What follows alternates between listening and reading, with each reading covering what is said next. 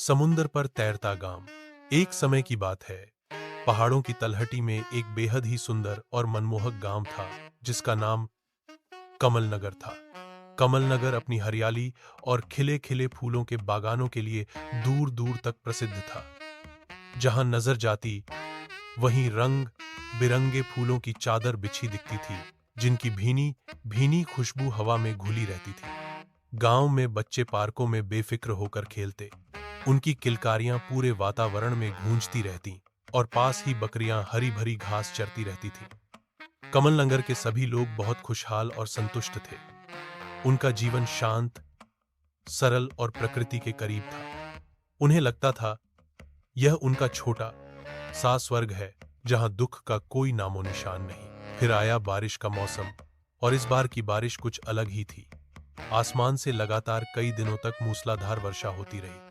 नदियां उफनने लगीं, झरने पूरे वेग से बहने लगे। गांव के पास बने एक बड़े बांध में पानी खतरे के निशान से ऊपर बहने लगा।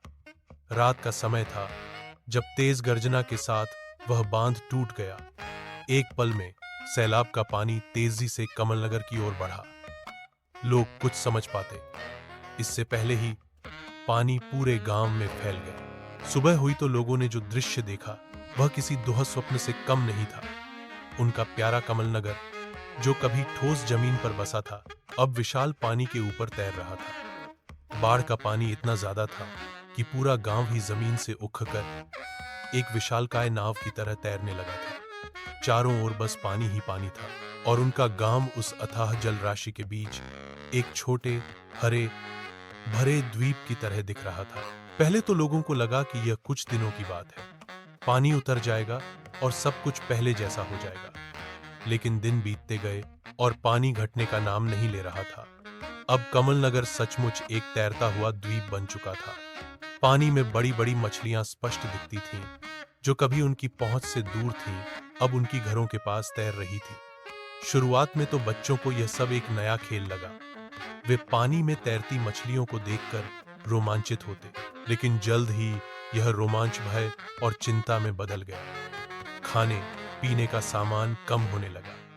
खेतों में लगी फसलें पानी में डूब चुकी थीं। गांव के लोग, जो कभी अपने खेतों और बागानों पर निर्भर थे, अब पूरी तरह से असहाय महसूस कर रहे थे।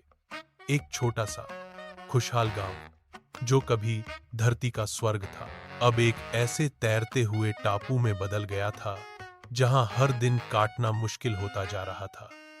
लोगों के चेहरों पर भय और अनिश्चितता का साया था। वे अपनी रोजमर्रा की सुविधाओं से वंचित थे। एक दिन गांव के सबसे बुजुर्ग और समझदार व्यक्ति, दादी मां ने सबको इकट्ठा किया। उनके चेहरे पर भी थकान थी, पर आंखों में एक चमक थी।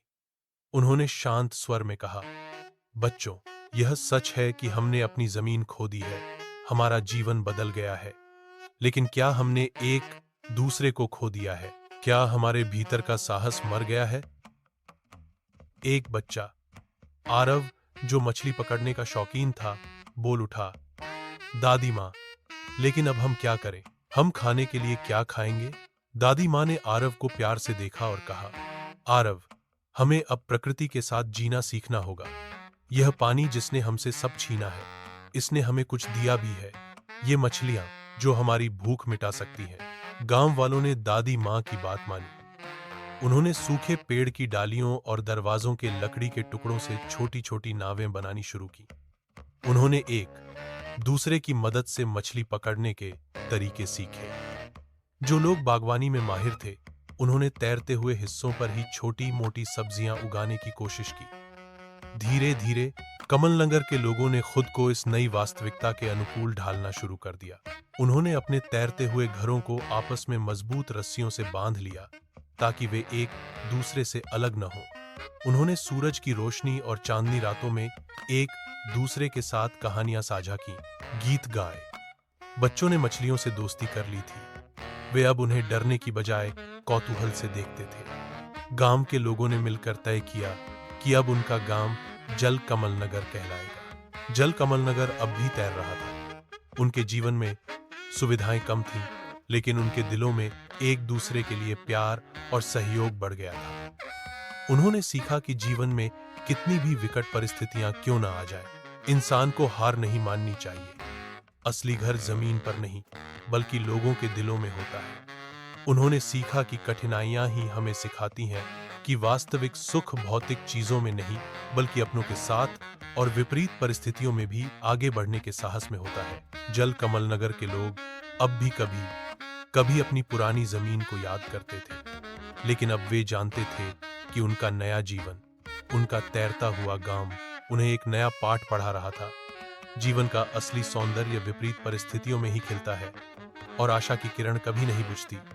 वे अडिग होकर अपनी नई जिंदगी को जी रहे थे, एक तैरते हुए गांव के निवासी, जो अब एक कहानी नहीं, बल्कि एक प्रेरणा था।